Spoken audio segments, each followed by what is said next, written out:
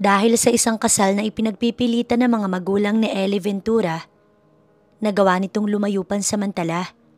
Umuwi ang dalaga sa lugar ng lola nito sa Santa Barbara upang ipahinga ang isip sa mga nangyayari sa buhay nito. Doon ito napiling magbakasyon dahil bukod sa probinsya ay malapit din ang bahay ng lola nito sa dagat na noong bata pa lamang ito tambayan na ni Ellie. Tutol si Ellie sa kasal na nais ng daddy nito para sa kanya. Ngunit para naman daw yun sa dalaga upang ma-secure ang buhay at pamumuhay nito pagtanda dahil sa mayamang lalaki ang nais na pakasalan siya. Ngunit dahil hindi nito kilala ang pakakasalan, nagpasya siya na lumayo muna upang makapag-isip. Naging maayos naman ang saglit na bakasyon ni Ellie. Lalo na at nakilala niya ang surfer na taga roon. Matangkad, moreno at napakagwapo. Lalo na ang mga matang paborito niyang titigan. Dre ang tawag rito ng mga tao sa lugar na yun. Nakilala ni Ellie si Dre dahil minsan siyang nagawi sa isang bagong tayong bar malapit sa sikat na resort sa lugar na iyon. Madaling makagaanan ng loob si Dre, lalo na at sa tuwing naroon siya, lilitaw lang ito na parang anino sa likod niya. Ilang beses din silang nag-usap at masasabi ni Ellie na mabait ito kahit hindi naman gaanong palangiti at palakwento. Akala ni Ellie hanggang doon lang ang lahat, ngunit sa hindi niya napaghanda ang pangyayari, ginulantang siya ng balita na sa susunod na linggo na raw ay mamamanhika ng pamilya ng lalaking pakakasalan niya. Sobra ang naging galit ng dalaga, lalo na't wala pang pahintulot niya. Dahilan iyon upang siya'y magrebelde at ibigay niya kay Dre ang sarili kahit na hindi niya ito lubos na kakilala.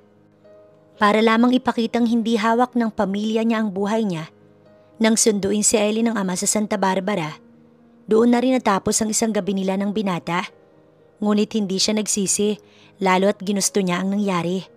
Dahil mas gugustuhin pa niyang ibigay sa isang estranghero ang pagkabirhen kesa ang ikasal sa lalaking hindi niya naman alam kung mabuting tao nga ba. Ngunit paano kung ang isang gabing iyon ay nagbunga? Nabuntis siya ng binatang ilang araw lamang niyang nakilala sa probinsya. Ikinatuwa niya, ngunit ikinagalit ng mga magulang ni Ellie. Ngunit walang pakailamang dalaga, lalo na at iyon naman ang kanyang nais. Pero ang tanong, ano at sino ang totoong pagkakakilanlan ng lalaking ama ng anak niya? Are you alright? Tumango lamang si Ellie, tsaka ito bumalik sa pagkatalukbong ng kumot. Akala kasi niya ay kung sino ang pumasok sa silid niya. Si Mami Erna niya pala. May dala kong mangga anak, gusto mo bang ipagbalat kita? Nang marinig iyon, bumalikwas agad dito ng bangon. Nakita nito ang ngiti sa labi ng babae. Sumunod ka na lang, magbihis ka bago lumabas. Mukhang nakita nito ang miserable niyang umaga, lalo na at lumalaki na ang kanyang sinapupunan. Nang lingunin niya ang wall clock, 10:34 AM na pala. It's been a while nang hindi na siya umuwi sa bahay ng kanyang magulang, lalo na nang sampalin siya ng daddy Ron niya. Hindi naman nagagalit si Ellie, lalo at may kasalanan din siya. Nabuntis na hindi kilala ang ama. Kilala niya naman sa tawag nga lang na Dre, pero hindi naman mahalaga yun. Ang ikinatuwa lamang niya, walang pamamanhikang naganap ng araw na iyon dahil sa inamin niya sa kanyang magulang. Siguro hindi na lang niya ipapaalam kahit kanino kung sino ba talaga ang ama ng magiging baby boy niya. Yes, it's a baby boy nang magpa-ultrasound siya kahapon. Wala pa siyang sinasabi sa Mami Erna niya, lalo at ngayon lang ulit ito dumalaw sa kondo. Since then, ilang buwan din na tiniis siya ng kanyang mami. Pero natuwa si Ellie dahil dumalaw ito ngayon sa kanya. 7 months na rin ang sinapupunan niya at malaki na rin iyon. Lalo na at hindi niya mapigilang matulog sa umaga, tanghali o hapon. Here, what do you want, alamang? Naabutan niya ang ina sa dirty kitchen. Naghihiwa ito ng nabalatang mangga. Malapit na ring mahinog yun, para tuloy naglalaway siya kaagad. No ma, peanut butter lang. Kumunot ang noon nito nang kunin ni Ellie ang peanut butter sa ibabaw ng table katabi niya lamang. Anong klaseng paglilihi ba yan? Ngunit hindi niya na ito inintindi. Bawat sandok gamit ng mangga, tumutunog-tunog pa iyon sa tuwing kakagating niya. Hindi ka na umuwi sa bahay anak. Nag-aalala kami sa'yo. Ayaw ka rin kasing papuntahin ng dad mo rito sa akin. Sinabi ko na nga lang na may pupuntahan akong kaibigan kahit dito naman ako pupunta. Para lang kamustahin ka, anak. Naramdaman ni Ellie ang mahabang buntong hininga nito. Tiniis ka namin dahil sa sobra kaming nagdadamdam, anak. Gusto lang naman sana naming mapabuti ka at ma-secure ang buhay mo. Maayo kong makasal. Kaya kong isecure ang sarili ko dahil nakapagtapos naman ako. At kanino ba ipapamana lahat ng negosyo natin? Di ba sa akin naman? Dahil ako lang naman ang nag-iisa ninyong anak. Kapag ba hindi nakasal sa mayamang lalaking nais ninyo, hindi na masisecure ang buhay ko. Kaya kong buhayin ang sarili ko, ma. May ipon ako. May sarili akong pera. Kaya bakit kailangan pang ikasal sa lalaking hindi ko naman kilala? Tsaka siya muling kumagat ng mangga matapos ilunod sa peanut butter. Mayaman lang ho? Bakit? Mayaman din naman tayo, di ba? Nayo ko ito at hindi nakaimik ng ilang sandali. Ma, huwag niyong sabihing naghihirap na tayo. Ilang segundo din bago ito sumagot. Huwag mong alalahanin yun, anak. Makakasama sa bibi kapag maraming iniisip. Hayaan mong ang daddy mo ang mag-ayos ng problema niya. Tutal at hindi naman nakikinig kapag pinagsasabihan. Malamig nitong turan. Sa tono ng ina niya talagang may nangyayari na hindi niya pa alam. Ano bang nangyari? Sa huli ay tanong niya. Paminsan-minsan kung bumuntong hininga ang ina niya ng malalim na animoy may mabigat na problemang itinatago. Hindi na tayo mayaman gaya ng alam mo, anak, Ellie. Dahil ang negosyo na pinaghirapan ng daddy mo ng ilang taon ay uhugutin na ng bangko sa makalawa. Para siyang natuod sa kinauupuan dahil sa narinig niya. Hindi na nga niya nalunok ang mangga sa bibig. Iniluwa niya iyon. Ano? Paanong nangyari yun, ma? Di ba't sabi niya noon ay malaki na raw ang inilago ng negosyo natin? Sige na, ubusin mo na iyang kinakain mo at ako na ang maglilinis ng kondo mo. Parang dinaanan ng bagyo't hindi ka man lang nagliligpit ng mga kalat mo, Ellie. May tagalinis naman siya every Sunday and Thursday. Yun nga lang ay nilalagnat kaya hindi nakapunta. Maglilinis din naman siya kanina pero bigla na naman siyang inantok kaya hinayaan na lang muna niya at inuna ang pagtulog. Siguro ganito talaga pag buntis, masyadong antukin. Naging abala na ang mami niya sa paglilinis ng bahay niya kaya nga hindi na sila nakapag-usap tungkol sa negosyo. Isa pa ay ayaw din siyang sagutin dahil bawal daw ang namomroblema, lalo na at buntis siya. Gusto lang naman sana niyang malaman kung anong nangyari at kung bakit huhugutin na ng bangko ang pinagkakakitaan ng kanyang pamilya. Sino ang nagluluto sa'yo, anak? Natuto ka na bang magluto ngayon? Nasa tapat ito ng kalan. Si Lorna, ma, yung kasambahay dyan sa kabila. Kanina nandito nga at gustong linisin ng bahay. Kaso sabi ko ako na lang para exercise. Kaso nakatulog naman ako. Nilutuan niya pala ako bago lumabas. Lagi naman yung ginagawa ni Lorna. Kahit na noong ilang buwan pa lang siya rito. Tinatanong niya minsan kung bakit ito nag-aabala. Utos raw ito ng amo. Iinitin ko na lang ito para mas masarap. Maligamgam na kasit mukhang kanina pa niluto. Naghanap din ito ng ulam sa fridge. Marami naman dun dahil si Lorna ang laging nag-check kung may groceries pa ba siya. Nagtataka rin siya minsan kung bakit ganun na lang ang concern ng amo ng babaeng yun sa kanya. Ate Lorna, nandito ka pala. Kalalabas lamang ni Ellie ng kwarto para sana mag-shopping. Ilang buwan na lang din kasi, manganganak na siya. Mabuti na iyong handa na siya sa paparating na anghel. Isa pa, alam na din naman niya ang gender ng baby niya, kaya madali na lang mamili ng mga kailangan. Oo, dumaan lang ako. Paalis na nga rin ako. Ipinadaan lang ito ni Sir dito para daw sa'yo. Nakita niya ang isang basket ng prutas na sari-sari ang laman at gatas pang buntis. Kadalasan ay nagugulat na lang talaga siya sa tuwing may maiiwang pagkain sa mesa niya sa sala. Nag-abala ka pa, ate. Lalabas na rin naman ako para bumili mamaya. Ngumiti ito bago siya inakay patungo sa pinto. Wag na at baka mahirapan ka lang, lalo na't malaki na yung tiyan mo. Habang palabas, hindi maiwasang magtanong ni Ellie. Matagal niya nang gustong itanong sadyang nahihiya lamang siya kay Ate Lorna. Sino po ba yung amo mo, ate? At lagi na lang akong may papurutas at gatas. Kadalasan mga groceries pa. Kilala ko ba yun? Kunot noong tanong niya, pagkalak ng pinto ng kondo. Si Sir, doktor yon at nasabi ko nga rin minsan sa kanya na itong katabing kwarto, ikaw nga ang nakatira. Huwag kang mag-alala, mabait naman si Sir. Hindi nga lang yun umuwi dito araw-araw. Kung may maraming trabaho lang siya narito, lalo na kung gusto niya ng pahinga. Mas malapit kasi itong kondo ni Sir sa bahay niya sa QC. Kaya nga imbis na umuwi ay minsan dito na lang yung didiretso para makapagpahinga. Nasa lift na rin sila ng mga sandaling yun. Pwede ko bang malaman ang pangalan? Pero hindi naman nakasagot si Ate Lorna dahil sa tatlong magbabarkadang babae na pumasok ng lift. Umatras siya. Naroon din si Ate Lorna para umalalay sa kanya. Miss, baka pwedeng umusog ka. Baka mabangga mo ang tiyan ng kasama ko. Anito, hindi lumingon ng babaeng teenager. Umusog lang ito ng bahagya ayon sa nais ni Ate Lorna.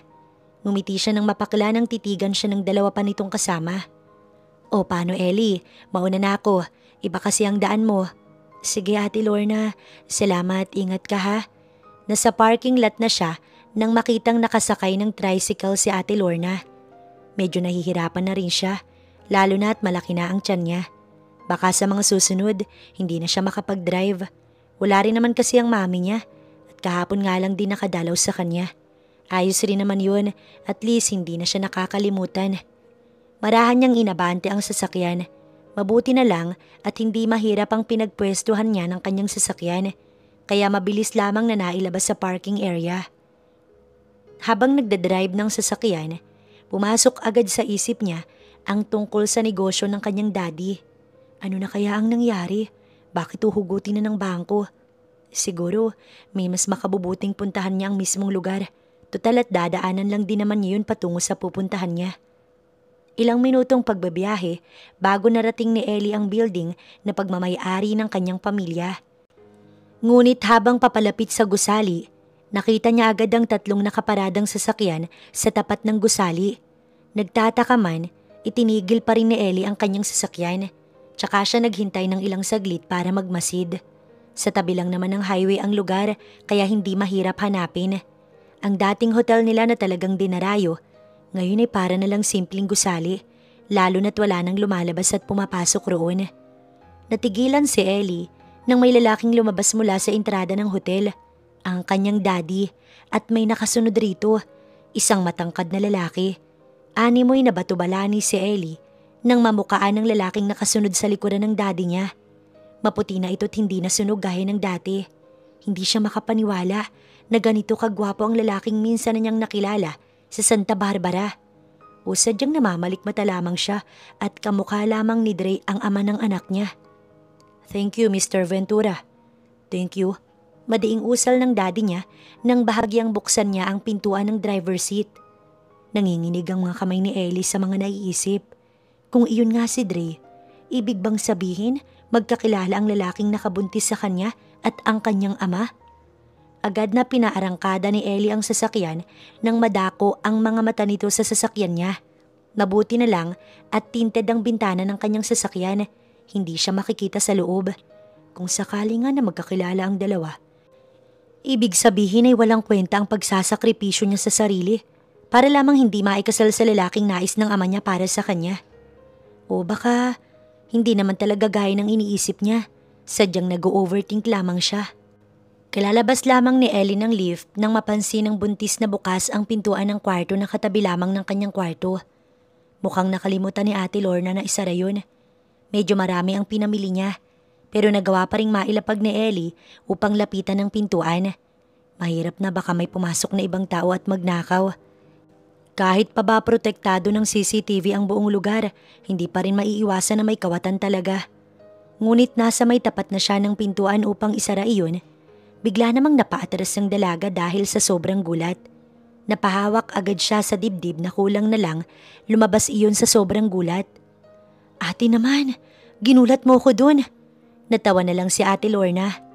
Bakit ka kasi nariyan? Anito na hawak-hawak ang vacuum. Akala ko kasi wala ka na't nakalimutan mong bukas itong pinto. Nang makita ko isasara ko sana. Binuksan ko kasi in-off ko muna yung aircon. Tsaka itinaas ko din ang mga window curtain para naman mawala ang dating amoy ng bahay ni Sir. Sabi niya linisin ko't dito daw siya uuwi ngayon. Tila na-excite siya at hindi alam kung para saan yun. Ngunit dahil naroon naman na si Ate Lorna, tumalikod na siya para kunin ang naiwang mga dala sa gilid ng lift. Inakyat mo lahat yan dito? Gulat na tanong nito, nakasunod pala sa likuran niya. Teka, ibaba mo na't ako na dyan. Ang bigat ng mga plastic na to, binuhat mo lang mag-isa? Ayos lang Ate Lorna, nasa lift naman. Hindi ko naman bit-bit yan hanggang dito. Inilapag ko naman yan. Malumanay niyang wika. Kahit na, mabigat pa rin to no? Nagpatulong ka sana sa bellboy sa baba. Ito na rin ang nagbuhat. Nang mabuksan niya ang kwarto, si Ate Lorna na rin ang nagpasok sa loob ng kanyang bahay. Tinulungan din siyang mag-ayos ng mga groceries at ng mga gamit ng baby. Ngunit nang maalalang may trabaho pa ito, bumalik din naman agad sa katabing kondo si Ate Lorna. Tinawagan siya ng mami niya kanina at gusto daw siyang makausap ng ama niya. Abat himala na gusto siyang makita. Gayong ilang buwan nang hindi siya nito iniimik o kinamusta man lang. Siguro umaasa na kaya niya at may sarili siyang pera. Tsaka kahit wala siyang ipon, magtatrabaho siya oras na makapanganak na. Tapos naman siya sa kursong accountant at hindi siya natatakot. Lalo na't nakapagtrabaho na rin naman siya bago nangyari ang lahat ng ito. Kung hindi lang dahil sa lintik na kasal na yun, hindi siya magpapabuntis. Totoo nga kaya ang nakita niya kanina? Si Dre ba talaga yun o sadyang kamukha lang? Medyo malayo pero kilala niya ang mukha nito. Iniisip niya na ang lalaking yun kaya ang bibili ng hotel ng ama niya. Pero ang alam niya hindi naman mayaman si Dre. Ayon din sa mga nakakakilala sa binata sa isla. Hindi niya alam ang buong kwento ni Dre dahil ilang araw lang naman siya nitong nakita at minsan lang din talaga sila nakapag-usap. Kaya nga hindi niya alam kung ano at sino ba talaga ito. Mag-aalas 7 ng gabi nang may mag-doorbell sa pintuan ni Ellie. At dahil nasa sala naman siya at nanonood, tumayo siya sa couch para pagbuksan kung sino man yun. Ate Lorna, nandito ka pa pala. Oo, pauwi na rin ako. Ipinabibigay ni Sir sa'yo. Kumain ka raw niyan para healthy ang baby mo. Iniabot nito ang isang cleared Tupperware at chop suey ang laman ng isa at mukhang kimchi na paborito niya ang nasa ikalawa. For me? Oo, bigay ko raw sa'yo. Kainin mo na yan. Luto ni Sir yan. Kanina pa sana ko umuwi kaso pinahintay niya sa akin yan para iabot sa'yo. Nagulat siya dun. Hindi ba pwedeng ito ang mag-abot ng mga iyon sa kanya? Kailangan ba talagang si Ate Lorna pa? Sige ate, salamat dito. Ngiting usal niya. Hinintay ni Ellie na makasakay ng lift ang babae bago ilapag sa lamisita ang mga Tupperware sa tapat ng couch. Tsaka siya nagsuot ng robe upang lumabas saglit. Kailangan niyang malaman kung sino ba talaga si Sir o Doc na amo ni Ate Lorna na dahilan kung bakit healthy living siya 4 months ago. Nakailang pindot na si Ellie sa doorbell ngunit wala namang nagbubukas ng pinto para sa kanya. Imposible namang walang tao gayong kakaalis lamang ni Ate Lorna. At ayon rito, nasa loob ng kondo ang amo nito. Muli sanang patutunugin ni Ellie ang doorbell nang umikot ang doorknob. Umatras siya ng bahagya tsaka inayos ang sarili. Magandang… Yes? Natigilan na lang si Ellie nang mabungaran ng babae na nagbukas ng pintuan sa kanya. Napaayos siya ng tayo. Naisip agad ng dalaga na kung ito ba ang tinutukoy ni Ate Lorna na amo. Ngunit sir, ang lagi nitong binabanggit, kaya kung sir ay ibig sabihin ay lalaki. Maganda ito at mukhang mas bata sa kanya ng 3 o 4 na taon. Bakit miss? May kailangan ka ba? Ngumiti siya. Nahihiya na lamang na tumanggi at nagpanggap na hinahanap si Ate Lorna kahit alam niyang nakaalis na ito. Umalis na siya bago lang. Malumanay nitong usal. Panlalaki ang suot nitong black oversized t-shirt at panlalaki rin ang pambahay na tsinelas. Bigla agad siyang naghinala. Mukhang mali yata ang ginagawa niya. Sige ha, salamat na lang miss. Ngumiti naman ito. Nauna siyang tumalikod. Nang makalayo siya ng kaunti, tsaka naman niya narinig ang paglapat ng pintuan. Mali talaga ang ginawa niyang yun. Nakakahiya na nakarobe lang siyang nagdoorbell sa pintuan. Hindi niya agad naisip na baka may girlfriend na ang amo ni Ate Lorna. Sana hindi mag-away ang dalawa. Nag-aalala siya na baka anong isipin nito sa ginawa niya. Nang makabalik sa kondo, inubos niya talaga ang pinadalang gulay na yun. Hindi na siya kumain ng kanin dahil kakakain lang niya bago siya dinalhan ni Ate Lorna. Habang nasa tapat ng telebisyon, hindi niya maiwasang mahiya sa ginawa niya. Bakit kasi hindi siya nag-iisip ng maayos bago gumawa ng mga bagay-bagay? Lalo na at mukhang may karelasyon pa ang doktor sa kabilang silid. Ngunit kung meron, bakit hindi ito nagtataka o nagsiselos na pinapadalahan siya ng taong yun ng kung ano-ano? Gayong una sa lahat, hindi naman niya ito kilala o ito sa kanya. O baka kilala siya. Ang hirap namang mag-isip, lalo't hindi naman niya alam kung sino ba talaga ang lalaki sa kabilang silid. Nang sumunod na araw, maaga pa lang nakagayak na si Ellie. Uuwi siya sa bahay ng mga magulang niya dahil ilang beses ding tumawag ang mami niya kagabi na umuwi siya. Ayaw din naman niyang maging matigas, lalo at malapit na siyang manganak. Ayon kay Ate Lorna, hindi daw pwedeng magkaaway sila ng dad niya dahil mahihirapan daw siya sa panganganak kapag may sama ng loob ang mga magulang sa kanya. Kaya nga dapat ay ayusin niya na ito bago pa man ang araw ng panganganak niya. Nag-drive si Ellie kahit medyo hirap na. No choice na rin dahil sa Cavite pa siya at malayo iyon kung magkukommute at hindi rin siya safe lalo na sa taxi. Marami pa man din ang mga masasamang loob ngayon. Iha anak, dumating ka. Salamat naman at pinagbigyan mo ko. Palabas pa lang siya ng sasakyan, sumalubong agad ang kanyang mami at masaya ang mukha nitong umalalay sa kanya patungo ng main door. Bukod sa sasakyan ng mga magulang niya, ay may isa pang magarang sasakyang naroon at mukhang panlalaki. Let's go inside, tsak matutuwa ang daddy mo. Hindi man sigurado, pumasok na lamang si Ellie. Ilang buwan din siyang hindi nakauwi at wala man lang ipinagbago ang buong lugar. Ganun na ganun pa rin simula ng lisanin niya ito. Nasaan si dad ma? Ngumiti lang ito at inakay siya patungo sa dining. May naririnig siyang mga nag-uusap at nang makapasok, ganun na lamang ang kanyang gulat. Ang daddy niya, kausap ang kamukha ni Dre na nakita niya noong isang araw at masaya ang mga itong nag-uusap. Kahit nagugulat, pinigilan niyang wag iyong ipahalata. Nagtataka man, ngunit hinayaan niyang umusad ang lahat. Narito na siya, wika ng kanyang daddy, doon lamang lumingon ng lalaki. Saglit na nagtama ang kanilang mga mata. Hindi alam ni Ellie kung paano bang mag-react dahil hindi niya alam kung ano at kung bakit may lalaki rito. Kamukhang kamukha ito ni Dre. Pero imposible talaga dahil ibang-iba sa pananamit pa lamang. Ang Dre na nakilala niya ay lagi iyong naka-summer short at itim na sando. But this man, naka-formal attire ito at bagay na bagay ang black polo nito sa matikas na katawan ng lalaki. Drayson, this is my daughter Ellie. Makikipagkamay sana siya, ngunit beso ang ginawa nito. Namilog na lamang ang mga mata niya sa sobrang gulat. Come on, let's eat. Alam kong gutom ka na anak. Hinawakan siya ng daddy niya sa kamay. Gulong-gulo talaga siya. Hindi niya kasi alam kung ano ba ang mga nangyayari at kung bakit narito ang taong ito. Nag-aalangan siya kung si Dre ba ito dahil may Dre ang pangalan nito. Ngunit bakit parang wala naman itong reaksyon? Kung kilala siya'y dapat ay nakikipagkamustahan ito sa kanya. Ngunit hindi. Pero sa bagay, hindi naman mahilig magsalita ang Dre noon. Here, it's healthy to eat. Katapat lang niya ito sa mesa at lahat ng inilalagay nito sa pinggan niya ay ang gulay. Thanks, let me. Kukuha sana siya ng karne nang pigilan siya nito at ito na rin ang naghimay nun para ilagay sa pinggan niya. Ano ba talaga? Parang matagal na siya nitong kakilala. Pero siya nag-aalangan pa kung ito ba talaga si Dre o hindi. Mababaliw na ata siya. No way! Ellie, this is for your own good anak. Sabat ng mami nito. Look at me, ma'am. I'm pregnant. At kahit nabuntis ako, pinipilit niyo pa rin ako. How could you? Nilingon ni Ellie si Drayson. Hindi ito umiimik. Nakaupo lamang at seryoso ang muka.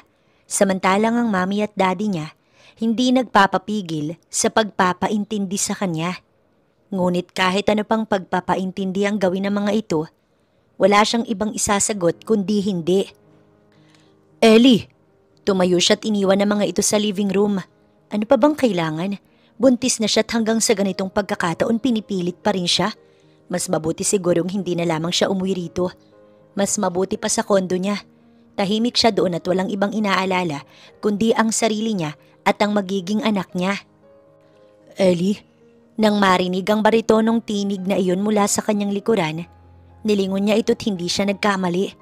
Diretso si Ellie sa kanyang silid. Akala niya hindi ito sumunod, ngunit naroon ito sa tapat ng kanyang pintuan. Pwede bang pumasok?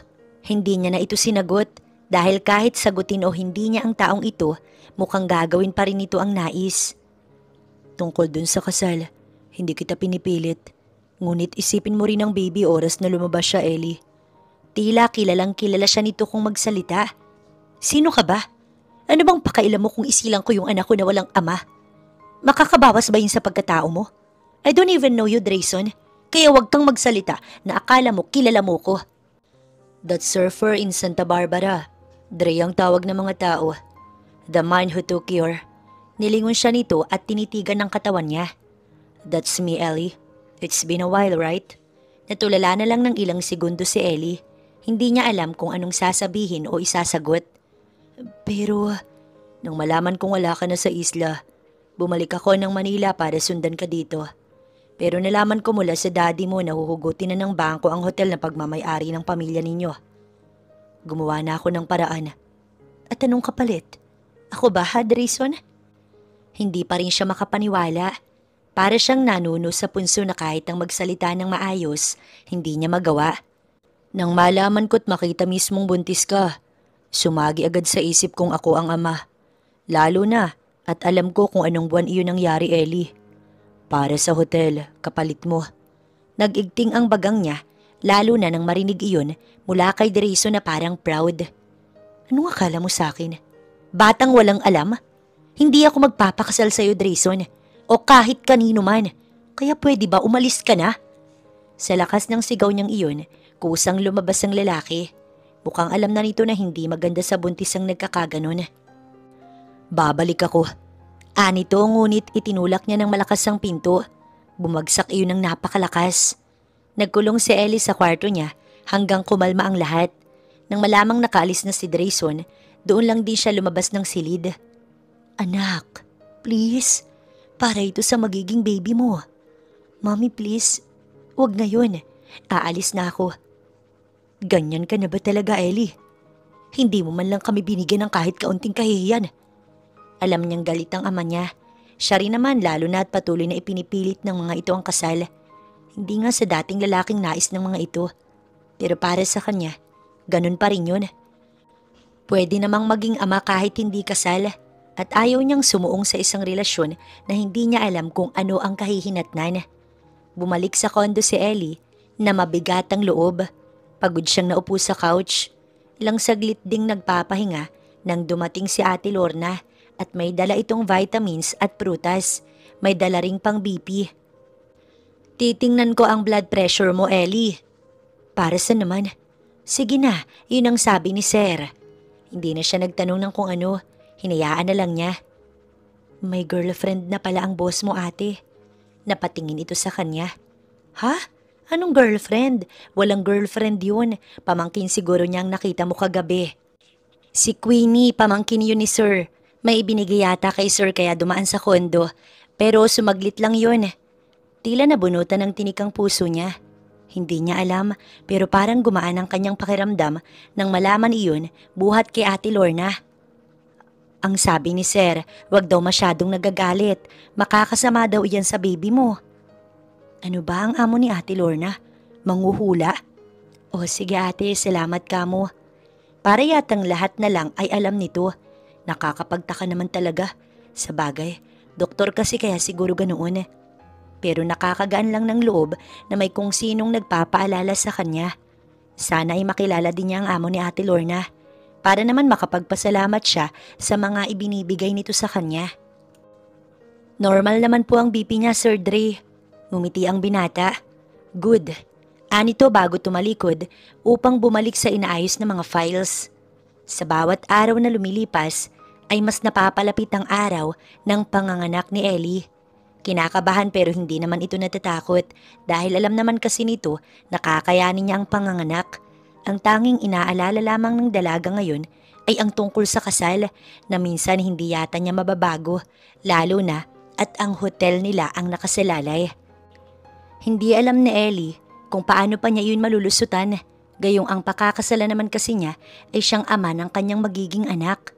Gulong-gulo talaga siya lalo na nang pumunta ang daddy niya kahapon para lamang makiusap. Tama rin naman ito. Pero hindi naman kasi ganun kadali ang magpakasal sa lalaking hindi naman niya mahal. Oo nga't magkakaroon ng pamilya ang anak niya. Ngunit paano naman siya? Paano ang buhay niya kasama si Drayson? Hindi niya alam kung magiging maayos ba ang lahat oras na magpakasal sila. Ayon kay Drayson, okay lang din naman daw na hindi sila magsama sa iisang bubong kung doon siya komportable. Ang nais lamang nito, magkaroon ng kumpletong pamilya ang magiging baby nilang dalawa ng lalaki. Kaya paano pa siya tatanggi kung sinabi rin ni Dre na pwede silang maghiwalay oras na hindi naging maayos ang lahat? 3 taon lamang ang ibinibigay nito na makaintindi raw ang bata bago sila gumawa ng desisyon. Parang may kirot siyang naramdaman ng sandaling sinabi iyon ng binata sa kanya. Parang hindi ito desidido sa lahat ng mga posibleng mangyari, na kung hindi magiging maayos, bibitaw na lang ito ng ganoon kabilis. Magandang umaga, Ellie. Aalis ka ba? Tumango siya. Sa bahay ng mga magulang niya siya pupunta para sabihing pumapayag na siya sa kasal, lalo na at nakita niya sa mukha ng daddy niya ang stress at sobrang kalungkutan. Ayaw na niyang magmatigas pa. Di bali na ang hinaharap tsaka na lang niya iyon iisipin kapag naayos na ang lahat sa kanyang ama. Teka, may ipinabibigay pala si Sir. Tumigil si Ellie sa paglalakad patungo sa lift at hinintay ang kakatalikod lamang na si Ate Lorna. Concern na concern sa kanya at parang ito pa nga ang mas nag-aalala sa ipinagbubuntis niya. Oh, baunin mo sa daan. Huwag ka raw magpapagutom at iwasan na kumain ng mga fast food. Hindi yun nakakabuti sa baby mo. Para namang matutunaw ang puso niya nang ibigay ni Ate Lorna ang isang paper bag na may 3 nagpatong-patong na Tupperware. Bawat isa doon ay may mga laman. Mukhang ang sasarap, lalo na ang pasta at salad. May inumin din na tubig at may lemon slice. Thank you, Ate Lori. Pakisabi salamat sa mga ito ah. Tumango naman ito. Para tuloy nagdadalawang isip na siya kung magpapakasal pa ba. Para kasing kahit hindi pa niya nakikita ang amo ni Ate Lorna, parang nakaka-inlove na ito. Lalo na at sobrang maalaga, kahit hindi naman siya nito kaano-ano. Kakaiba talaga. Ano kaya ang mukha ng doktor na yun? Hindi mapawi-pawi ang ngiti sa labi ni Ellie habang nasa lift. Muli niyang binuksan ang paper bag at inamoy ito. Palabas na ng building si Ellie nang tumunog ang kanyang cellphone. Yes? Sino to? This is Dre, Ellie. Tila sumikdo ang puso niya ng sandali. At saan naman kaya nito nakuha ang number niya? Why? Huwag ka nang umuwi ng Cavite. Tinawagan ko si Tito, mahihirapan ka pa. Lalo na at malaki na ang tiyan mo. Nang marinig iyon, ay parang bigla siyang nainis. Ano? So hindi na ako maganda? Hindi na ako sexy? Dahil malaki na ang tiyan ko? Anong klaseng tao ka? Kung ano-anong... Hey Ellie, no. Hindi yun ang gusto kong sabihin. I just want to... I hate you, Dre. Akala mo ba hindi ako nasasaktan sa mga sinasabi mong yan? Hindi mo man lang... Shit. Kita mo, minumura mo pa ako. I hate you. Ngunit wala na pala ito sa kabilang linya. Naluha na lamang si Ellie at saglit na tumigil para pakalmahin ang sarili. Miss, are you okay? May 2 babaeng naroon sa labas ng building na tumigil. Pinunasan niya ang luha. Tumango na lang din para sa sagot niya. Anong nangyari? Ellie!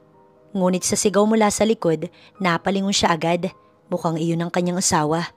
Ang gwapo. Nilingon siya ng 2. Tara, nag-away siguro sila. Bulong pa nung isang babae. Humakbang siya patungo sa parking. Ngunit bago pa man niya narating yun, nahagip agad ni Dre ang kamay niya.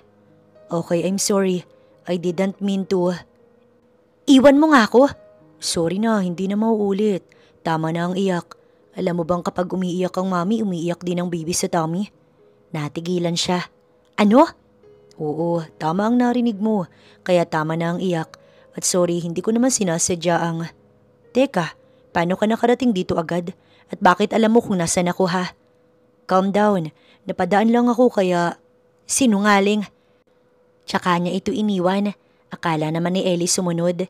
Pero hindi at tumigil lang ito sa kinatatayuan. Habang titig na titig sa kanya. Tumigil si Ellie sa paghakbang. What? Kunot noon niyang tanong. Wala. You look so beautiful, wife. At ani mo'y tumigil saglit ang pag-ikot ng mundo dahil sa narinig niya. Para ano pa at sa simbahan? Sa attorney na lang. Wala rin namang patutunguhan ng kasal na to, diba? Kaya bakit pa idadaan sa simbahan? Nakita ni Ellie ang sunod-sunod na pag-iling ng mga magulang niya habang nakatitig ang mga ito kay Dre na nakatayo sa gilid ng nakasaradong pintuan. Hindi na kasi siya natuloy sa Cavite at ang mga magulang na lang ang pinapunta rito sa kondo niya para pag-usapan ng kasal. At dahil wala din naman itong mga magulang, kaya ito lang mag-isa ang naroon. "What do you think, Dre?" Tanong ng kanyang ama sa binata. Hindi ito sumagot, mukhang umiiwas na baka awayin niya ulit. "Si Ellie na lang tito ang tanungin niyo. Kung anong desisyon niya, yun na lang ang susundin." Nagdiwang bigla ang kanyang puso. "How about the reception?" "Kahit wala na ma, dagdag gastos lang yun. Isa pa bakit pa? Kayo lang naman ang may gusto na to, diba?" Wala na namang nagtangkang barahin siya. Ayaw na niya ng maraming pasikot-sikot, tutal at pirmahan lang naman yun. At tapos na kaya bakit kailangan pa ng maraming seremonya. Hanggang natapos ang usapan, walang naging maayos na salita si Ellie. 2 dahilan lang kaya siya magpapakasal, para maisalba ang hotel sa bangko at para may ama ang magiging anak niya. "Anak, lalaki ba ang magiging anak mo?" Medyo kumalma na ang sitwasyon ng mga oras na yun at nasa couch na ang mga magulang niya habang nasa harap ng TV. Nakita yata ng mami niya ang crib sa kwarto at ang mga gamit na hindi pa niya naikakabit sa magiging silid ng kanyang baby. "Yes, ma." "Siguradong gwapo yan, mana sa lolo." Biro ng kanyang ama. "Ay nako, mana yan sa daddy, hindi sayo." Natawa na lamang siya habang nakikinig. Uuwi na rin maya-maya ang dalawa at muli siyang maiiwan rito.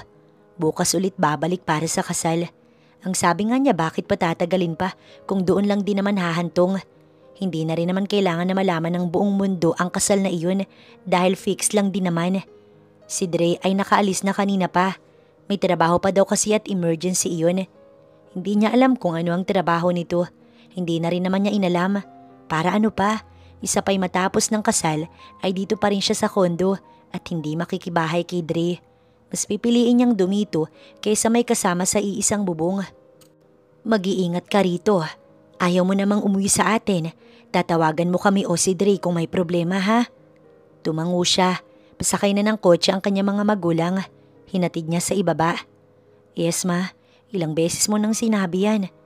Hindi na kita baby bukas. Mag-aasawa ka na bukas." "Ay nako, tara na at mag-iiyak ka pa dito niyan." Hinila na ito ng dad niya. Natatawa siya dahil kahit may edad na ang dalawa, sweet pa rin ang mga ito. Sana ganun din ang magiging asawa niya. Ngunit sa sitwasyon niya ngayon, imposible. Lalo na't alam niyang bata lamang ang dahilan kaya sila magpapakasal ni Dre. Pag-alis ng sasakyan, bumalik na si Ellie sa loob ng building. Nasa lobby siya nang mapansin ng isang pamilyar na tao. Pumasok ito ng lift. Hinabol niya ngunit hindi na siya nakaabot dahil nakasara na iyon bago siya dumating. Nagtataka si Ellie kung bakit narito si Dre, gayong kanina pa ito umalis. Baka may nakalimutan o kakilalang taga rito sa building. Hindi na lamang niya pinansin, lalo at nakashade iyon at nakakap. Ngunit kahit pa, kilala niya ang bulto ng katawan nito, pati ang paglalakad ay memoryado niya, kaya hindi siya pwedeng magkamali. Nakabalik na rin si Ellie sa kondo nang makalimutan namang bumili sa labas ng dried mangoes. Kanina pa niya iyon iniisip pero nawaglit talaga nang makita niya si Dre at medyo masakit ang likod niya lalo't wala siyang pahinga. Kakalabas-pasok ng building. Nang madaan sa tapat ng pinto ng katabing bahay, nag-doorbell siya at saglit lang naman iyon nang lumabas si Ate Lorna. "Oh, bakit Ellie?" "Ate, may mangga ka ba dyan?" Kumunot ang noo nito. "Oo, bakit? Gusto mo ba?" Sumilip siya at tumambad sa ibabaw ng mesa ang isang plastik ng mangga. Mukhang bagong bili pa lamang. "Te, papasok ako ah." Okay, sige." Nag-aalangan pa ito pero nasa loob na siya at nasa kusina na rin. Ang ganda ng bahay. Halatang panlalaki ang buong lugar dahil sa kulay at design. "Ate, akin na lang to." Nakikiusap niyang usal. "Aha, oo sige." Medyo napansin niyang hindi mapirme ang tingin nito, kaya alam niya agad kung bakit. "Nandito ba ang sir mo, Ate Lorna?" Bulong niya at tumango ito. "Ha? Nasaan? Makapagpasalamat man lang ate." "Tsaka na, nasa kwarto." Pero bago pa man natapos sa pagsasalita si Ate Lorna, nakalapit na siya sa nakasaradong pintuan ng silidroon. Kumatok siya ng 3 beses, ngunit wala namang sumasagot. Nasa CR siguro, naliligo. Tila na dismayang tumalikod si Ellie, dala ang isang plastik ng mangga. Sige te, balik na lang ako mamaya. Nakita pa ng dalagang napakamot ito ng ulo bago nito isinara ang pintuan.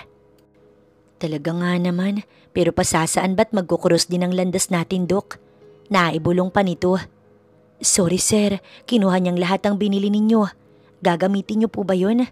No, it's fine. Para naman talaga sa kanya yun.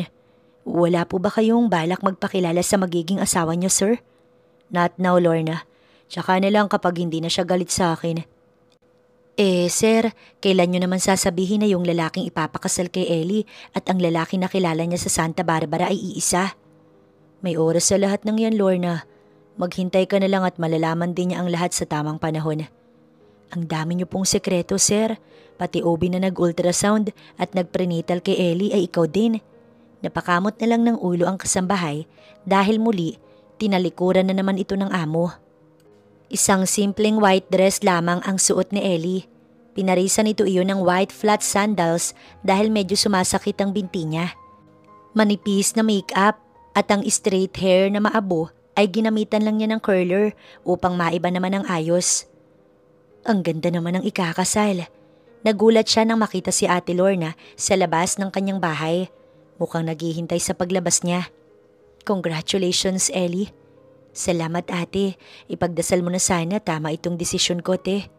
Oo naman, ito ang desisyon mo na hindi mo pagsisisihan. Parang maiiyak na siya nang yakapin siya ni Ate Lorna. Wag, masisira ang makeup mo, ang ganda-ganda mo pa namang buntis. Si Ate Lorna ang naghatid sa kanya sa labi. Kakatawag lang din ng mami niya at paakyat na daw ang mga ito.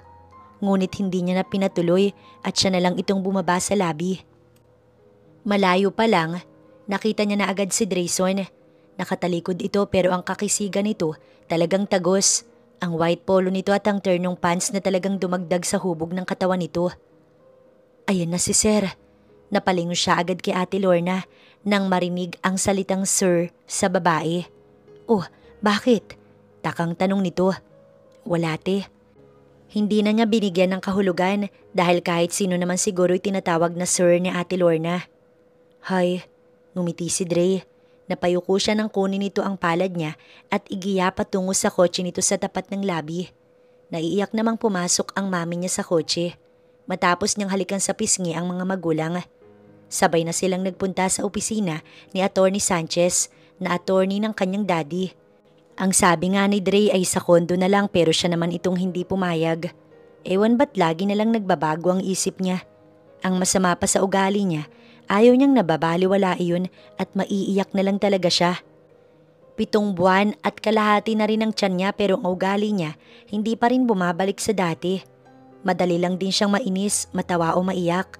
Ang hirap-hirap talaga kapag buntis, lalo na kapag masyadong emosyonal. Kahit walang kwentang bagay, pinapalaki pa niya. Buti na lang at siya lang mag-isa sa kondo dahil kung may kasama siya, baka na rin din sa kanyang ugali. Mabilis lang din ang kasal. May pinirmahan lang silang dalawa at matapos ng iilang paalala ng abogado tungkol sa mag-asawa ay, "You may now kiss your bride." Nang marinig iyon ni Ellie, bigla na lang kumabog ang kanyang puso at hindi niya na alam kung narinig ba iyon ni Dre dahil para siyang mabibingi dahil sa abnormalidad ng kanyang puso. Isang masuyong halik sa labi ang nagpapikit sa mga mata ni Ellie. Ramdam niya ang pag-iingat doon. Kaya siguro nadala siya sa isang halik na ipinagkaloob ni Dre. Napayuko si Ellie nang biglang mapansing tapos na pala ang halik na iyon. Tila ba nahiya siya sa sarili nang makitang nakatitig sa kanya ang lalaki na parang may gustong itanong. Narinig niya ang palakpakan mula sa likod nila. Ang daddy at mami lang naman niya iyon at ang abogado. Congratulations, Dre, Ellie. Wika ng kanyang daddy, tsaka sila niyakap isa-isa. Hindi niya alam kung ikatutuwa ba niya ito o ano. Ngunit sa loob niya, hindi siya nagsisisi. Sana nga'y ganoon ang mangyayari. Simpleng salo-salo sa isang 5-star hotel ang inihanda ni Drayson para sa pamilya ni Ellie. Nagulat pa nga ang mga ito dahil akala daw nila uuwi na pagkatapos. Hindi sana ganito lamang ang nais ni Dre. Ngunit kailangan itong sundin si Ellie dahil buntis ito at ayaw ng lalaki na nagagalit ang asawa. Matapos ng tanghalian, nagpa siya na ang mga magulang ni Ellie na umuwi na dahil masakit na raw ang ulo.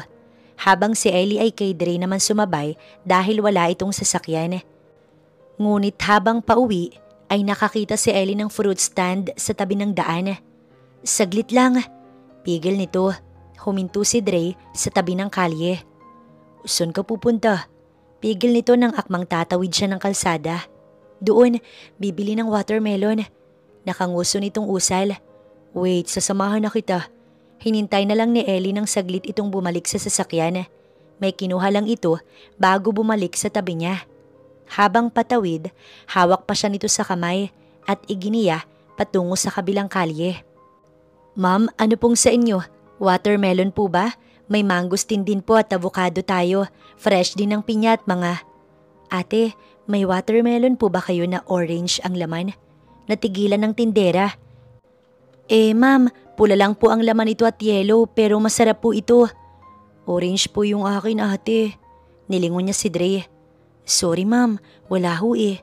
Hindi alam ni Ellie kung bakit bigla na lamang siyang naluha. Para kasing sobrang lungkot ng kanyang pakiramdam. What's wrong? Come on, don't cry wife. Ngunit mas naiyak pa nga ito ng aluin niya. Sir, kailangan niyo po sigurong hanapan si ma'am ng watermelon na orange ang laman. Masama po sa buntis ang umiiyak. Tumalikod si Ellie. Hinabol ito ni Drayson. Let's go. Maghahanap tayo sa... Ayoko. Gusto ko doon sa ali bibili. Pero paano? Wala ngang watermelon si ate na. Basta gusto ko kay ate bibilhin. Ayokong kung saan-saan. Napakamot na lamang ng batok si Drayson lalo't hindi nito alam ang gagawin. Kinuha nito ang cellphone habang ang tanaw ay hindi nawawaglit kay Ellie. Napanay maktol habang ito ay naglalakad sa gilid ng kalsada. Yes, hanapan niyo ko. Ngayon din, iti-text ko ang address at kung saan ninyo ibibigay. Naiintindihan niyo? May ilan pa itong sinabi sa kausap bago ibinaba ang cellphone tsaka hinabol ang asawa. Bumalik na tayo sa kotse. Masyadong mainit dito. Wala tayong payong. Ayoko. Gusto ko ng watermelon, Dre. Gusto ko dun kay ate. Oo nga, kaya nga. Ayoko. Natigilan si Dre. Please, mainit. Hindi ka ba naiinitan? Please, Dean. Watermelon lang, Dre. Watermelon lang naman eh. Lumingon ito at tumutulo na ang luha ng babae. Oo nga. Maghihintay nga tayo doon para makabili na tayo. Bahala ka. Muli itong humakbang. Ayaw mo na talagang bumalik. Wala itong sagot. Dire-diretso lang ang hakbang. Di sige, bahala ka. Ang hirap-hirap mong kausap. Tumalikod ito pero muli nitong nilingon si Ellie. Tsaka nito binuhat ang asawa. Dre, ano ba? Stop moving. At huwag kang sumigaw. Baka sabihin nila kinikidnap kita. Pero ang totoo asawa ko lang naman na hindi madala sa paliwanag. Ano? Ang huling mga salita ay ibinulong nito kaya hindi narinig masyado ng babae. Sir, mula sa malayo ay may mga lalaking tumawag kay Dre. Ngunit pinigilan iyon ng lalaki. Sumenyas ang mga ito at itinuro ang isang close van sa unahan. Itinuro ni Dre ang babaeng tindera. Mukhang naintindihan naman ng mga lalaki ang nais nito. Oh look wife, mukhang may deliver na si ate. Tara, bumili ka na. Doon lang nagliwanag ang mukha ni Ellie nang makita ang maraming watermelon na igbinabagsak sa tabi ng magtitinda. Animoy nanalo sa loto si Ellie nang mabili ang nais. Mabuti na lamang at nadala sa paliwanagan ng buntis. At may nahanap namang watermelon na medyo orange din ang laman. Ayon sa tindera, matamis daw iyon at magulang na rin. Sa 10 biniyak na mga tauhan ni Dre, ay pang-9 ang napansin ni Ellie. Kahit hindi masyadong orange, at least may bahaging nag-orange. Parang nabunutan ng tinik si Dre, lalo na nang umiti si Ellie. Ang mga naiwang kaing-kaing na prutas ay ibinigay na lang sa tindera. Hindi iyon alam ni Ellie, pati nga mga tauhan ni Dre ay hindi din ito alam. Isa pa hindi rin kasi nakipag-usap si Dre sa mga ito. Idinaan na lang sa sanyasan ng lahat upang maiwasang magduda si Ellie, lalo na at masyado itong emosyonal kanina. Hanggang sa pag-uwi, Hindi mapawi-pawi ang ngiti ng asawa ni Dre. Ano pang hinihintay mo? Umarko ang kilay nito nang hindi lumalabas ng kotse si Drayson. Nagdadalawang isip man ito, sumunod na rin upang iwasang magalit na naman ang buntis. Si Dre na rin ang nagdala ng mga binili ni Ellie. Bukod kasi sa watermelon, may mga prutas pa itong binili. Ang gwapo niya. Otomatikong napatitig si Ellie sa dalawang babaeng nasa unahan. Makakasalubong nila ang mga ito. Medyo naasiwa siya, lalo na at titig na titig ang dalawa sa kanyang asawa. Wala namang alam ang kasabay niya. Nasa mga bitbit kasi nito ang atensyon. Sayang, mukhang may asawa na. Ang swerte ni ate girl, buntis na, hindi na maaagaw. Nakangusong usal ng kulot na matangkad. Oo miss, hindi na talaga kasal na kami. Tsaka niya itinaas ang wedding ring. Tila nagdiwang ang puso ni Ellie nang makitang napayuko ang babae. Kala niyo natatawa niyang usal. What's that? Nilingon niya si Drayson. Nakatitig ito sa kanya at halata ang pagtataka sa mukha nito. Muli niyang pinasadahan ng dalawang babae. Nakalabas na ng entrance ang dalawa. Humawak siya sa braso nito at hinila patungo sa lift ang asawa. Bilis na, ang bagal. Aniya na lamang upang itago ang kasiyahan sa puso dahil napatid niya ang dalawang babae kanina. Hindi nga naman madali ang makasal o magpakasal, lalo na't hindi naman nagmamahalan. At dahil lamang sa bibi kaya iyon gagawin. Ngunit sa kalagayan ni Ellie lamang, dahil si Drayson, kilala na nito si Ellie noon pa man, pero kailangan magtiis ng lalaki, lalo na at bago lamang ang lahat para sa babae. Kailangan magtiis at mag-adjust sa bagong buhay. Naroon din naman si Drayson para alalayan ito, lalo na at maya't maya kung magpalit ng mood ang buntis. Lalo at malapit na rin ang kabuwanan nito. Sa bawat araw at linggong lumilipas, kailangang mahabang pagtitimpi ang kailangan ng asawang lalaki. Mabilis lang din na dumaan ang mga araw. Ngayon ay magsasyam na buwan na ang tiyan ni Ellie. At habang papalapit ang araw ng panganganak nito, todo bantay si Drayson. Hindi pa rin alam ni Ellie na si Drayson ay naroon lamang sa kabilang pintuan. Ayaw nitong sabihin, lalo na at baka kung anong isipin ng asawa. Healthy ang baby, Doc. Congratulations po. Ngumiti si Drayson habang kausap nito ang assistant nito sa klinik. Walang alam si Ellie na ito pa rin ang doktor ng babae. Hindi naman mahirap magtago, lalo na at may assistant itong nurse din. Nag-a-approve at nagre-reseta lang naman ito. Ayaw din kasing ibigay ni Drayson sa ibang doktor ang asawa dahil wala itong tiwala. Miss, nakita mo ba yung asawa ko? Yung mister niyo po? Nasa labas po siguro, baka nag-CR lang po ma'am. Hintayin niyo na lang po, babalik din yun ma'am. Ngumiti si Ellie nang malamang healthy ang kanyang baby. Unang beses din niyang kasama sa klinik si Drayson. Bawat araw na nakakasama niya ito ay mas nagiging matapang talaga siya. Lalo na at nasa tabi niya ito lagi. At sa tuwing kailangan niya ang suporta nito, ay lagi itong naroon upang palakasin ang loob niya. Alaga rin siya ng lalaki. Pero ang hindi niya maintindihan, paano na lang yung doktor sa katabing kondo niya? Gusto pa man din niya itong makita para kasing sobrang bait at maalalahanin. Hindi naman cheating yun, hindi ba? Hindi na alam ni Ellie ang dapat na unahin, ang pagbabago ba ng pakiramdam niya para kay Drayson o ang doktor na amo ni Ate Lorna. Nitong mga nakaraang araw, hindi niya na nakita si Ate Lorna. Mukhang wala na ito sa katabing kondo. Namimiss pa man din niya ang mga luto ni Doc na lagi niyang hinahanap. Pasok na wife. Natigilan pa siya nang makita ang saradong pintuan ng kondo sa katabi ng kanyang bahay. Wala na talaga si Ate Lorna. Bulong niya bago pumasok sa bahay. Bakit? Malumani na tanong ni Dre. Naupo siya sa couch. Wala naman. Hindi maganda ang pakiramdam niya ngayon at hinahanap-hanap talaga niya ang chop suey at kimchi na luto ni Doc sa kabilang kondo. Anong gusto mo? Ipagluluto kita. Nilingon niya si Dre na patungong kusina. Chop suey sana at saka kimchi, pwede ba? Yun lang ba? O sige, lulutuan kita. Sana gaya ng luto sa kabilang bahay. Ilang araw na din kasi na wala man lang nagbibigay sa kanya ng gulay at prutas. Si Drayson ngayon lang din nagawi rito dahil sa sunod-sunod na business meeting daw nito. Kaya nga ang mami niya ang laging kasama. Ayaw din naman niyang umuwi ng Cavite dahil malayo at mas gusto niya rito. Lalo't may nagbibigay sa kanya ng mga kung ano-ano na kapitbahay. Ano ba ang pakiramdam niyang ito? Namimiss kaya niya ang doktor o pagkain lang ang nais niya? Gulong-gulo talaga siya, pero kahit ganun, hindi naman nawawala ang pagpapahalaga niya kay Dre, lalo na at araw-araw itong nagpapaalala sa kanya ng lahat. Nag-cheat na ba talaga siya? Natigilan si Ellie nang matikman ng chop suey na niluto ni Dre. Kalasang-kalasa kasi yun ang luto na ibinigay ni Ate Lorna sa kanya noon. Lumabas lang sandali si Dre dahil may tumawag rito.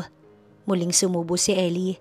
Sarap na sarap ito dahil iyon nga talaga ang lasa na hinahanap-hanap. Halos maubos nito ang isang bowl na gulay. Para tuloy narito pa rin si Ate Lorna. Ang kimchi ay muli siyang kumuha noon sa fridge dahil naubos niya ang nasa plato. Nagtataka talaga ang buntis kung paanong naging magkapareho ang lasa ng niluto ni Dre at ng doktor sa kabilang bahay. Dre?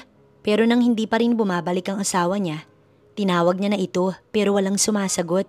Patapos na kasi siya pero hindi pa bumabalik si Dre. Tumayo si Ellie at sinundan ng lalaki. Akala niya'y naroon lang sa pasilyo pero wala naman. Nagtataka siya habang pabalik-balik ang tingin sa magkabilang pasilyo. Ngunit wala pa rin talaga. Papasok na sana ulit si Ellie sa bahay nang mapansing nakaawang ang pintuan ng bahay sa tabi ng kanyang kondo. Nagtatakang lumapit si Ellie sa pinto at marahan iyong itinulak. Bumukas kaya siya ay pumasok. Hello? May tao ba rito? Pumasok na ako. Muli niyang usal. Nakabukas ang ilaw kaya maliwanag ang paligid. Nang mapansing walang tao, lalabas na sana si Ellie nang tumunog naman ang mula sa kung saan. Otomatiko siyang napalingon sa couch tsaka siya doon lumapit.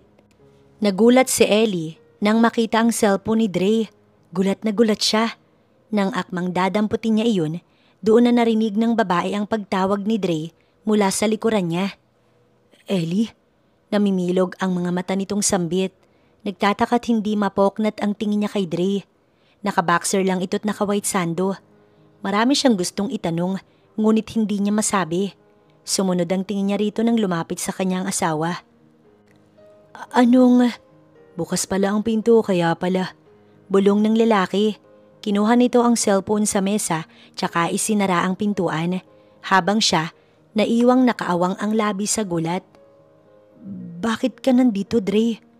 Malumanay pa ang kanyang boses. This is my condo, wife. Mas nadagdagan ang gulat niya sa sagot ng lalaki. Ano? Paanong sayo? Hindi naman kita nakitang... I'm sorry for not telling you about... No, hindi to totoo. Ibig sabihin, ikaw ang doktor na... Yung amo ni Ate Lorna? Tumango ito. But I don't... Ako rin, wife. Hindi ko rin alam kung paano nagsimula ang lahat. Nakita na lang kita dyan sa kabila at... Ngunit bago pa man ito natapos ang sasabihin, isang malakas na sampal ang kanyang iginawad. Ikaw? Simula pa lang ikaw na yun? Pati ba sa Santa Barbara, Drayson? Pati ba ang lalaking pakakasalan ko dapat ikaw din ba yun? Oo. Bigla na lamang tumulo ang mga luha ni Ellie. Ano pang hindi ko alam, Drayson? Ano pa? Sabihin mo na lahat. Kaya pala alam na alam mo ang lahat dahil una pa lang binabantayan mo na ako. I am your doctor too, wife. Natawa siya habang umiiyak. But how? Wala ka man lang sinabi. Ano to? Lokohan, Drayson? Ipaliwanag mo, Drayson, dahil hindi ko alam kung ano ito. Because I love you, wife. Dahil sa nalaman ni Ellie, galit na galit ito dahil ginawa lamang raw itong tanga ni Drayson. Parang pinaglaruan lamang daw ito ng lalaki. Dahil ang lalaki pala na ipapakasal sa kanya ay sumunod din sa Santa Barbara. At ang nakilala niyang Dre noon ay iisa lamang. Tapos yung lalaki rin sa kabilang kondo ay walang iba kundi si Dre din. Pati ang doktor ni Ellie ay si Dre din mismo. Para tuloy itong niluto sa sarili lang din itong mantika dahil sa mga nalaman. Umiiyak magdamag si Ellie dahil sa inis. Ang dami pa man din niyang iniisip na baka nag-cheat na siya at kung ano-ano pa. Tapos sa huli iisang tao lang din lahat ng mga lalaking yun. Wala si Dre dahil ayaw niyang papasukin. Mag-aalas 11 na rin ng gabi pero umiiyak pa rin siya at hindi makatulog. Gusto niyang tawagin ito at yakapin siya, pero ayaw din niyang gawin dahil ito ang dahilan kung bakit siya umiiyak ngayon. Mahal na niya si Dre at dahil iisa lang yung doktor at asawa niya, ibig sabihin si Dre pa rin ang hinahangaan niyang yun. Si Drayson lang lahat. Habang nakahiga sa kama, ay yakap niya ang unan na binili ni Dre noong isang buwan. Doon lamang siya nakasubsob. Sabi ng asawa niya kapag umiiyak siya, ibig sabihin umiiyak din ang baby niya. Pero hindi niya kasi talaga mapigilan, lalo na't niloko siya ni Drayson. Ewan nga ba niya kung bakit sobrang big deal sa kanya nun at hindi niya alam kung bakit galit na galit siya. Pero si Dre naman ang gusto niyang makita at mayakap ngayon. Sa huli ay naupo si Ellie sa kama nang tila may sumakit sa bandang likod niya. Para iyong pumitik saglit. Tatayo sana siya para uminom ng tubig nang tumunog ang cellphone niya sa ilalim ng kanyang unan. Sinagot naman niya pero hindi siya nagsalita. Si Drayson ang tumatawag. Daddy Dre ang nakasave kasi sa cellphone niya kaya kilala niya. Wife, I'm sorry for not telling the truth. Buntis ka kasi at alam kong magagalit ka. Kaya iniisip ko na matapos mo na lang mga anak bago ko sabihin. Pero hindi na nangyari. I'm sorry. I really like you since then. Noon pa gusto na kita nang makipag-partner ako sa daddy mo. Noong una kitang makita sa lobby ng hotel, sinabi kong magiging asawa kita kahit hindi ko alam kung sino ka. Ginawa ko lang yung pagsunod sa'yo sa Santa Barbara dahil nakiusap ang mami at daddy mo na baka anong mangyari sa'yo. Isa pa ayokong may makilala kang iba doon. Binayaran ko lang ang mga taga roon na sabihing surfer ako kahit hindi ko alam kung paano ba yun. I'm sorry. Please open the door. Nag-aalala ako sa iyo, wife. Anong oras na kasi hindi ka pa rin natutulog? Bigla na lamang siyang napatitig sa kabuuan ng silid. Peste talaga. Singhal niya nang makita ang hidden camera. Meron pa bang iba maliban sa kwarto, Drayson? Sa sala at kusina. Nauutal nitong usal. Kaya pala bantay sarado nga talaga siya dahil sa mga hidden camera na nilalagay nito sa kanyang kondo. Lalabas sana siya ng silid nang biglang sumakit ang tiyan niya. Hindi siya nakahakbang dahil tila may pumitik sa kanyang sinapupunan. Dre?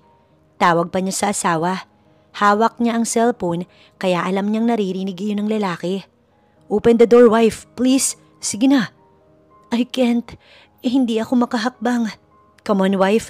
Sige na, buksan mo na. Nagmamakaawa ito. Nilingon niya ang pinto. Sunod-sunod ang pagkalampag ni Drayson. Hirap na hirap man, pinilit ni Ellie na ihakbang ang mga paa. Naramdaman niya ang likido mula sa kanyang pagitan, pababa sa kanyang binti, at nang tignan iyon, maraming dugo ang lumalabas na. Ellie, dinudugo ka. Saktong pagbukas ng pinto, tumambad si Dre at kitang-kita ang gulat at pag-aalala nito nang makita ang kanyang kalagayan. Please, Dre. Manganganak na ako. Umiiyak na si Ellie ng mga oras na yun. Ngunit nanatiling kalmado si Dre. Pinaupo lang siya saglit tsaka kinuha ang mga gamit sa silid na nakaayos na para sa panganganak niya. Tinawagan din ito ang mami niya upang ipaalam ang nangyari. Be careful, wife. Dala ang lahat ng kailangan niya ay nakaalalay pa ito sa kanya. Hindi ko na kaya, Dre. Biglang humawak si Ellie sa pader upang hindi siya matumba. Sa sobrang sakit ng tiyan niya, hindi niya na kayang humakbang. Bubuhati na kita. Anito, alam niyang nag-aalala na ito sa kanya. Pero mabigat ako, Dre. It's okay. Hold on, wife. May dalang bag at binuhat pa siya. Alam niyang mahirap pero kaya ni Drayson. Where is the doctor? We need a doctor here. I'm sorry, sir. Sandali lang po. May mga emergency din po ang mga doktor. May nangyari kasing aksidente sa... I don't care. Emergency rin ang asawa ko, nurse. At we need a doctor right now. Papasok na ng emergency si Ellie. Kailangan kasi nitong ma-emergency CS, lalo na't maraming dugo ang nawala rito. Nangihina na rin ito at habang nasa stretcher. Dre, anong ginagawa mo? Sir, hindi po kayo pwedeng pumasok sa ER. Pigil ng nurse. Kung walang doktor, ako ang magpapaanak sa asawa ko. Direkta nitong usal. At sa mukha ni Dre, hindi ito nagbibiro. Don't worry, I am a doctor. At hindi ko hahayaang mapahamak ang asawa ko. No, sir, hindi po pwede. Parating na rin si Doc. Hintay na lang po natin. Dre, it's okay. Kaya ko pa naman. Aniya kahit hirap na ang sitwasyon. Tila nakumbinsi naman niya ito. Pagpasok ng ER ay purong kaba ang nararamdaman ni Ellie. Lalo na at naiwan sa labas ang kanyang asawa. Ngayon lang talaga napagtanto ni Ellie na kailangan niya si Drayson sa lahat ng oras. At kapag wala ito, parang hinang-hina siya. Ngayon lang talaga siya umasa sa isang lalaki. Akala niya ay kaya niya ang lahat. Pero noong mga panahon na siya lang, may isang Drayson na handa siyang alagaan ng hindi niya nalalaman. Sobrang swerte niya. Nasaan si Ellie, Dre? Humahangos ang mag-asawang Ventura na tumigil sa harapan niya. Tumayo si Dre upang magbigay galang. Nasa ER pa rin ho hanggang ngayon. Mahinang sagot niya. Naramdaman niya ang pagdantay ng kamay ng daddy ni Ellie sa kanyang balikat. Everything will be okay, Dre. God is good. Alam niya naman yun, pero dugo ang lumalabas sa kanyang asawa at hindi pa oras ng panganganak ni Ellie. Magiging maayos ang lahat, Dre. Buntong hininga ang tanging naisagot nito. Ilang oras din silang naghintay sa waiting area. Mag-aalas 3 na ng madaling araw, ngunit hindi pa rin lumalabas ang kanyang asawa. Wala pa siyang tulog. Ang mami ni Ellie ay umuwi muna sa kondo, maging ang daddy nito upang magpahinga. Pinauwi na niya dahil alam niyang pagod ang mga ito sa biyahe. Tatawagan na lang niya, oras na nakalabas na ang asawa niya sa ER. Sir, napatayo si Drayson nang may lumapit na nurse. Pwede niyo na pong puntahan ng asawa ninyo. Si baby, nasa incubator right now, sir. Maya-maya babalik si Doc para kausapin po kayo. Mabilis na tumayo si Drayson upang sumunod sa nurse. Ilang oras din ang itinagal bago nakalabas ng ER ang kanyang asawa. At inaasahan na rin niya na i-incubator ang baby nila dahil kulang pa ito ng 1 linggo. Pero masaya na rin siya, at least buhay ang kanyang mag-ina. Bantay sarado na nga niyang asawa pero nangyari pa rin ito. Doktor siya pero wala siyang nagawa. Napakawalang kwenta. Nasa loob po ang asawa niyo, sir. Darating si Doc, may pinuntahan lang po siya saglit. Natigil ang pag-iisip niya nang marating nila ang isang private room. Pagtalikod ng nurse, pumasok naman siya sa silid na yun. Awa ang agad pumukaw sa puso ni Dre nang makita si Ellie na naka-oxygen at para itong lantang gulay ng kanyang lapitan. Natutulog ito at talagang awa ang nararamdaman niya. I'm sorry, wife. I know this is my fault. Kaya ka nanganak nang wala sa oras. Sorry, sweetie. I'm really sorry. Isang damping halik sa noo ang tanging naibigay ni Dre bago puntahan ng anak nila ni Ellie sa incubator. Ngayon pa lamang siya nakaramdam ng ganito. Hindi niya alam pero bilang unang beses na maging ama, sobrang nakakapagpasaya sa kanyang puso. Ganito pala ang pakiramdam na maging isang daddy. Ayon sa doktor, dahil sa stress, kaya maagang lumabas ang baby. Mabuti na lang at naagapan iyon kaya hindi nalagay sa panganib ang mag-ina ni Dre. Ilang linggo rin ang itinagal nila sa hospital. Naunang nakalabas si Ellie at ilang araw pa si baby Ashton Michael bago nakalabas. Nang mga oras na nahihirapan na si Ellie, hindi siya pinabayaan ni Dre. Kaya doon talaga siya napahanga ng sobra. Hindi niya alam pero mukhang naniniwala na talaga si Ellie na mahal nga siya ni Drayson. Okay, fine. Mahal niya rin si Drayson. Dre, yung gatas ni Michael. Nandito na, saglit lang, mainit pa. Tinitigan niya ang 2 months old baby boy. Ang pogi-pogi ng anak niya, mana sa daddy. Hungry na ba yan? Wait lang my love, mainit pa raw sabi ni daddy. Binuhat niya ito at sila ang lumapit kay Drayson sa kusina. Sa ngayon ay nasa mansyon na siya ng kanyang asawa sa QC. Malapit lang iyon sa kanyang kondo. Isang sakay lang din, magkasama sila sa iisang bubong from now on. Masaya siya lalo na at maayos na rin ang hotel ng kanyang daddy. Doktor at businessman si Drayson at alam niya na hindi lang ito mayaman. Ikakasal? Yes, gusto ko sa simbahan na wife. Pero, please, gusto kong maranasan mo ang pinakamagandang kasal na kaya kong ibigay, Ellie. Nayakap niya na lamang ito. Okay, pero tsaka na kapag naglalakad na si Michael.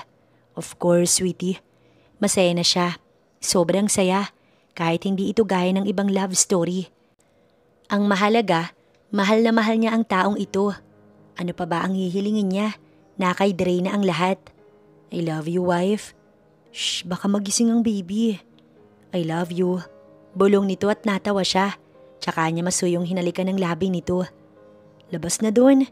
Napakamot na lamang ng ulo si Drayson pero sumunod pa rin naman ito. Mamaya ako din ang patutulugin mo ha? Natawa na lang siya habang sinusundan ng tanaw ang palabas na asawa sa nursery room ng kanilang baby. At ngayon, masasabi niyang wala na siyang mahihiling pa.